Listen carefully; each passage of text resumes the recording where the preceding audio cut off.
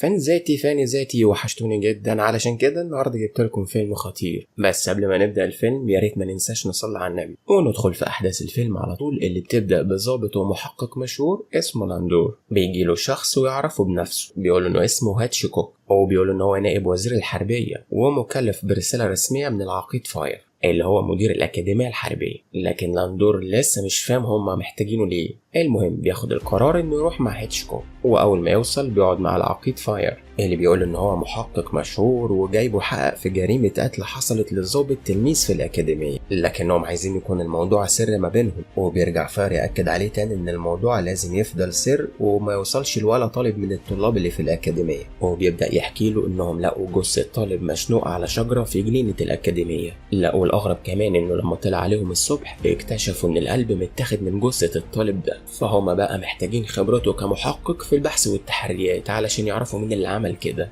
بعدها بيروحوا على الطبيب الشرعي علشان يشوفوا جثة الطالب لوك فري، والطبيب مارتيز هنا بيقول لهم ان القلب متاخد باحترافية شديدة جدا. يعني من الاخر اللي عمل كده فاهم هو بيعمل ايه كويس، لان مش اي حد يقدر يفصل القلب بالذات بالدقة دي. وبيخرج لاندور بعدها يدور على جندي كان موجود في الحراسة امبارح، وكان عنده شهادة انه سمع صوت حد بيستغيث وجرى علشان يشوف فيه ايه. لكن عقبال ما وصل كان اكتشف جثة الطالب له، وان كمان رجليه ما كانتش عالية عن الارض كده. ولاندور هنا بيكون واقف في مكان الحادثة بيحاول يتوقع مين، ولما بيرجع يبص تاني على الجثة بيلاحظ ان ضوافره مكسورة واطرافه فيها جروح، وده معناه انه ما كانش عايز ينتحر، ده كان بيحاول يفلت او يفك نفسه من حاجة. طبعا دي بتكون اثار مقاومة، فكده هنستبعد فكرة ان هو مات منتحر. بعدها بيمسك ايد الطالب التانية بيلاقيها مقفولة، ولما يفتحها بيتفاجئ ان في ايده ورقة، فبياخدها ويحتفظ بيها ويروح على مكان الحادثة ويحاول يشوف اي دليل. وفي الوقت ده بيجيله واحد من الجنود اسمه بو، بيقول ان هو عارفه لانه محقق مشهور جدا ونفسه في يوم من الايام يبقى زيه. بيقول له بعدها دور على الشاعر ويسيبه. لاندور مش بيكون فاهم هو يقصد ايه، فهو مش بيهتم اصلا. في المشهد اللي بعده بيروح للجندي هانتون، ده الجندي اللي كان ماسك حراسة امبارح، فبيسأله لو عنده اي معلومة تانية غريبة. هانتون بيقول له ان هو جاله الضابط وخلاه يسيب مكان حراسته لمدة ساعة، والساعة دي هو أخدها استراحة. فبيسأله لاندور على اسم الضابط ده، لكن بيتفاجئ إن هانتون بيقول له إن هو كان أول مرة يشوفه وهو مش عارف اسمه. لاندور بيخرج بعدها يشرب كاس فحانة، والكلام لسه بيكون شغال على الحادثة. فبيسمع لاندور هنا إن أديلا وهي بتتكلم على جثة الطالب اللي لقوها، وبتطلع إشاعة إنهم اكتشفوها بعد ما الجثة اتحللت. لاندور بيتدخل في الكلام وبيقول لها مين اللي قالك كده، فبتشاور له على واحد قاعد على ترابيزة، وبيطلع الجندي بو. لاندور بيقول له انت اللي قابلتني الصبح وقلت لي دور على الشاعر. بيرد عليه بيقول له ايوه، لان الشاعر عنده احساس عالي يخليه يشيل قلب بني ادم بالشكل ده، وانه هيساعده بجد. ويدور على واحد اسمه لابور، وده كان صاحب الطالب لوك جدا، لكنهم فجأة في الفترة الأخيرة بدون أي مقدمات بعدوا عن بعض. لاندور بعدها بيروح مع العقيد فاير لصديق لوك اللي هو لابور، وبيسأله ايه سبب انقطاع علاقتك انت ولوك الفترة الأخيرة. فبيقول له ان السبب كان اختلاف وجهات نظر يعني مش اكتر، والسبب ده ليه علاقة بأصحاب لوك الجداد، وان هو كصديق بيحبه جدا ولا يمكن يعمل فيه اي حاجة زي كده،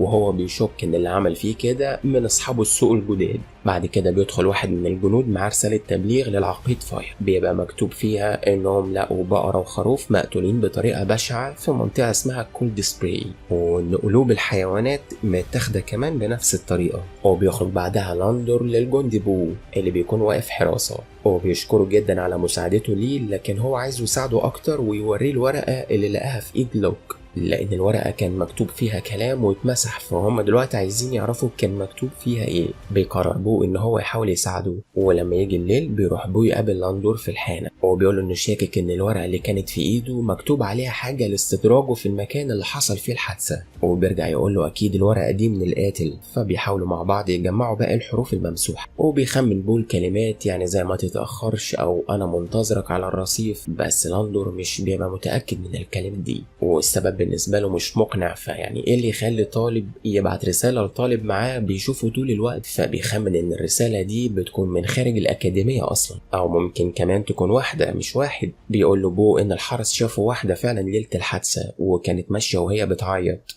بعدها بيروح لاندور وبيكون في علاقة مع البنت النادلة في الحانة، بتقعد تفكر معاه مين ممكن يكون القاتل، فبتقوله ان هو ممكن يكون بو اصلا، بس هو بيقولها ان هو شخص عاطفي وخجول ومستبعد يكون هو. وبيبعت بعدها رسالة للجندي بو انهم يتقابلوا في مكان معين، وفعلا بو بيكون هناك، وبيكون البيت شكله قديم جدا ومهجور. ولاندور هنا عمال يتمشى لحد ما ابوه يجي، ومرة واحدة بيكتشف ان في مخبأ سري تحت خشب الكان، ولما بينزل علشان يشوف فيه ايه بيلاقي على الارض اثار لشمع كان محطوط ودايرة كبيرة مرسوم فيها نجمة. وفي الوقت ده بيدخل عليه بو وبيقول ان هو هيستعين بصديق للظواهر الغامضة علشان يسأله ويحاول يستفسر معنى الرسومات الغريبة دي، لكن لاندور بيقول ان الكلام في التليفون مش هينفع، فبياخد بو ويروح معاه للشخص، بيحاول يوضح له الرسومات اللي كانت موجودة في المكان او البيت الجليدي زي ما بيسموه. والبيت ده بالمناسبة بيكون قريب من الكلية الحربية. الدكتور هنا بيمسك نوتة وبيقول له ان دي رموز شيطانية لاستجلاب الشيطان،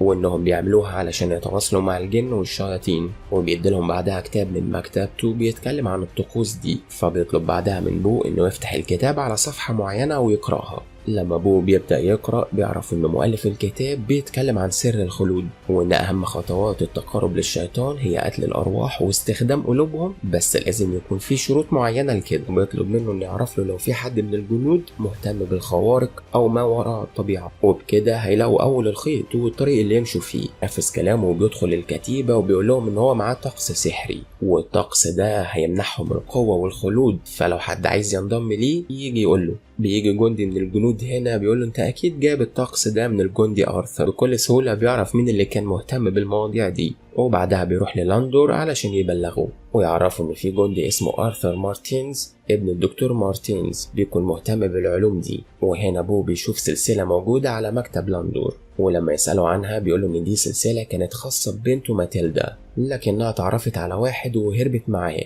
وهو كان رافض ومش عايز يتكلم خلاص في الموضوع ده دلوقتي كتير. بيروح بو بعدها يقعد مع الجندي هانتون هو وباقي الجنود، وعمال يتكلم وبيقول اكيد الطالب ده انتحر لان مفيش ولا واحدة حبته. الجندي ارثر هنا بيوافقوا الرأي وبيعزمهم بعدها على حفلة عنده في البيت، وان اخته هتكون موجودة وهتعزف لهم على البيانو، وهناك بيكونوا كلهم قاعدين ومستمتعين. وهنا بنعرف ان بو معجب باخت ارثر، وبعد ما تخلص عزف بيشكرها على العزف الجميل ده. بعد كده بيخرج وراها وبيديها ميعاد انه عايز يقابلها وهي بتوافق. المشهد اللي بعده بتكون جنازة ودفن الطالب لوك. المحقق لاندور طبعا بيكون حاضر، فبتروح لوالدة لوك وبتقوله ان هي عارفة ان هو المسؤول عن القضية بتاعت ابنها، وبتقوله ان هي جابت له المذكرات بتاعته يمكن تساعده في حاجة، لكنها بتقوله ان الاجندة كلها حروف وارقام، فبياخدها منها فورا وبيرجع بيها على مكتبه، بيقطع ورقة ويبلها في شوية مية، ولما يلزقها على الازاز بتكون المفاجأة ان الكلام بيوضح وبيترتب. ونروح هنا لبو وهو خارج مع اخت ارثر، لكنها مرة واحدة بتقع وبيجيلها تشنجات، وبو بيتخض وبيبقى مش عارف هي مالها، فبيفضل قاعد جنبها لحد ما نوبة التشنجات بتخلص وبيطمن عليها ان هي خلاص بقت بخير. بعد كده بتقوله ان النوبة دي بتجيلها كل فترة، وساعتها هي مش بتعرف تسيطر على نفسها. وبو كمان بيفضل يحكي لها عن امه اللي فقدها وهو صغير. الليل وابوه في حراسته بيجي شخص يهجم عليه ويقول له انه يبعد عن البنت دي لان هو اللي بيحبها وهياخدها. وفي الوقت المناسب بيظهر لاندور وبيساعد بو، وبيعرف منه ان ده جندي معاهم في الكليه بيحب اخت ارثر، ولاندور بيطمنه بيقول له ان هو هيتقدم لمحاكمه عسكريه على اللي عمله ده. وتاني يوم بيجي بلاغ للعقيد فاير ان في حد من الجنود مخطئ، ولما يطلعوا يدوروا عليه بيلاقوه مشنوق وبرضه متاخد القلب بتاعه بنفس الطريقه. لاندور بيبقى محتار ولسه مش عارف يحدد مين اللي بيعمل كده، هو بيبقى محتار اكتر مين اللي يكون عنده الوقت الكافي ان هو ينفذ العمليه بالطريقه دي. بعدها العقيد بيتخانق مع لاندور ان ده تاني واحد يموت وهم لسه ما عرفوش القاتل، وبيقول ان كل معلوماته من الجندي بو اللي هو اصلا اتخانق مع لوك خناقه كبيره جدا الصيف اللي فات، فالمفروض اصلا ان هو ما يستبعدوش خالص من القائمه بتاعته. لاندور لما بيسمع كده بيخرج من عند العقيد ويروح يقابل بو على طول، هو بيتهمه بالكذب وان هو اللي عمل كده في لوك. بو بيقول له ان هو لو هيقتل حد هيقتل كل الجنود اللي موجوده في الكليه بسبب التنمر اللي بيتعرض ليه بشده في الفتره الاخيره من زمايله. لاندور بعدها بيقول ان هو خلاص مصدقه، بس يا ريت ما يكذبش عليه تاني في اي معلومات يوصلها له. وبنروح مع لاندور وهو معزوم في بيت الدكتور مارتين، وابن ارثر بيكون موجود لكن متضايق جدا من وجود المحقق لاندور، المهم دكتور مارتينز بعدها بياخد لاندور في مكتبه وبيقعدوا يدردشوا مع بعض، ولاندور بعدها بيقوله ان بنته جميله جدا. مارتينز بيرد عليه بيقوله ان هي مسكينه وبيجيلها تشنجات بصفه مستمره، وللاسف المرض ده معاها من وهي صغيره. بعدها بيستأذن يروح يجيب حاجه. لاندور هنا بقى بيلف على باقي الغرف، ولما يروح على غرفه ارثر بيلاقي بدله جندي زياده، ولما ياخدها ويسأل ارثر عنها فبيقول ان هو ما يعرفش هي جت ازاي هنا، وانه ما شافهاش قبل كده ولا حتى لبسها قبل كده. وبيجي خبر وهم واقفين ان في جندي تالت اختفى. لما يروحوا بسرعه على الكليه بنعرف ان اللي اتقتل ده اسمه استودار. لاندور هنا بيقول للعقيد فاير انه راح فتش في خزانته وكل ملابسه مش موجوده، فالعقيد بيساله عن البدله اللي لقاها في بيت ارثر، لكن لاندور بيقول انه هو اكيد مش غبي علشان يحتفظ بالملابس في بيته،